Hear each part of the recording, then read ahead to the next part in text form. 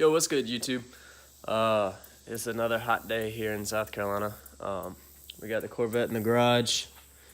We're gonna finally be putting the radio and stuff back in. This should be the last thing that I have to do. We got the overheating problem fixed. Found out that there's a 3-pin connector in the wiring to the fan. And if you do any kind of tuning or anything, turn that speed up at all, it'll cause that connection to melt. And then, of course, it's not going to work. So we had to bypass that. I'll show you what I'm talking about.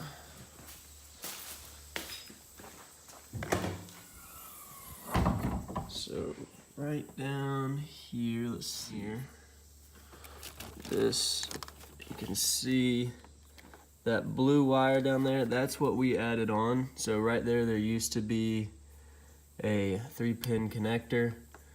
Basically what we did is we just cut the connector out and then replaced the connector with 3 solid wires. So yes, that will cause more problems in the future, but right now it will be good enough and keeps the car cool. It has not overheated on me, and I've drove it a lot in the hot sun, so that should be fixed. No more overheating, and yeah.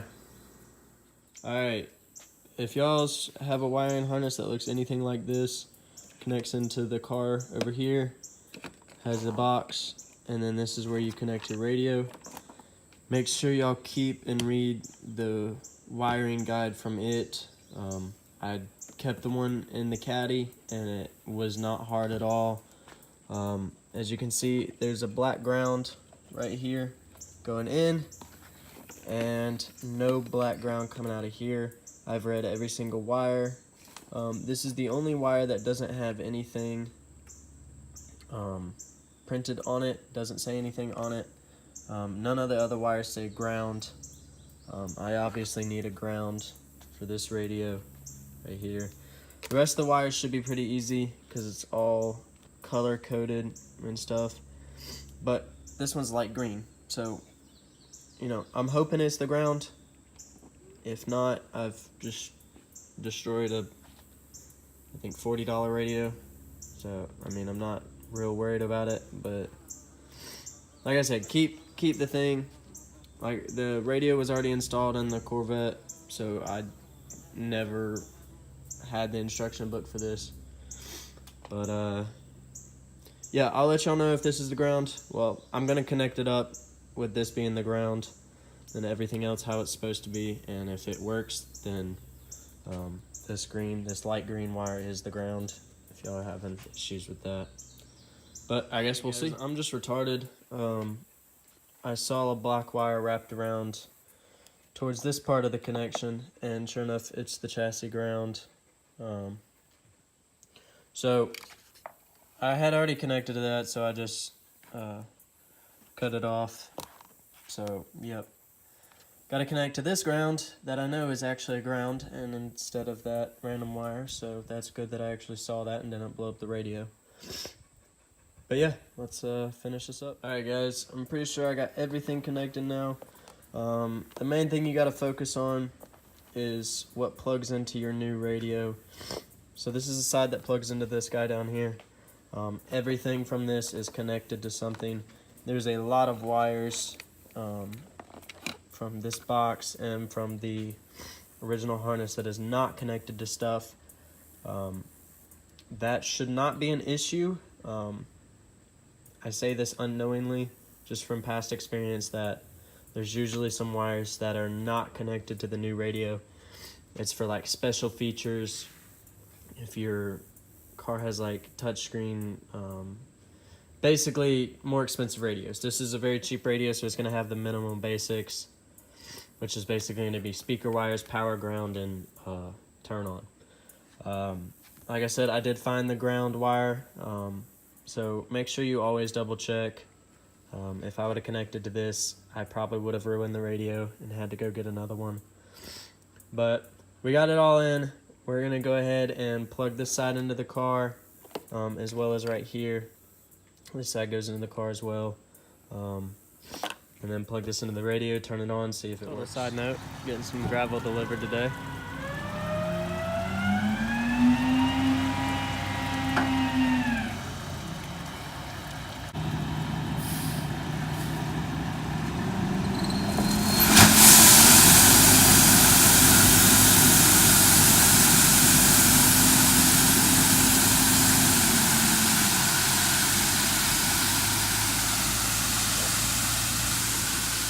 A lot of gravel.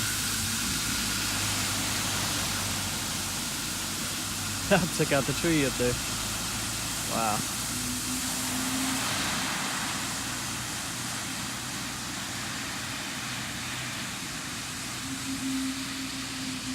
Jeez.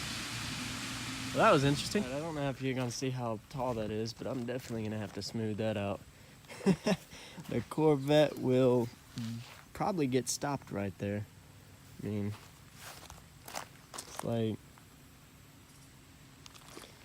it's like a solid 8 inches raise right there. Goodness. Guess I'll have some fun doing that today in this hot sun. All right, we got everything together. Here's the true test to see if I wired everything up correctly.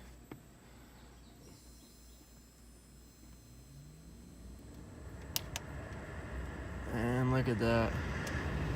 Let's turn that AC off. Do we have sound? Well, let's get it. I don't know if this is even gonna work with it not having an antenna plugged in. Let's see here. That's not what I need. Mode. Bluetooth. Alright. I'm gonna get connected to Bluetooth. Make sure this thing all works good and fine. Alright guys, this is kind of funny. You can hear the loud pinging. You can also hear the static, maybe. But when I close the door, pinging stops, and so does the radio. Open the door.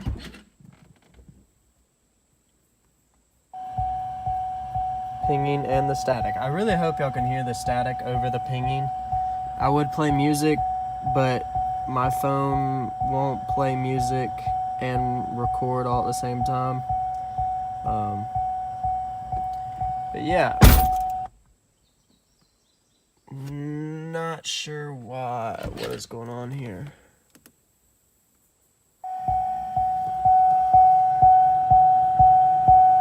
Hear that static?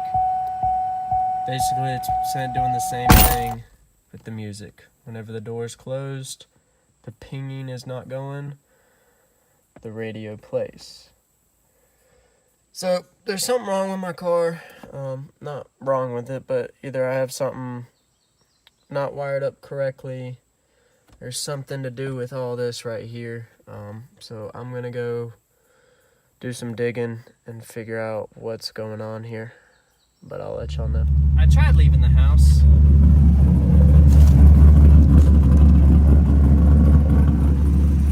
And this new soft gravel, look, it's moving with me just going in. Yeah. You can kind of see that. Basically, I did a small little burnout and now my car's stuck. Fantastic.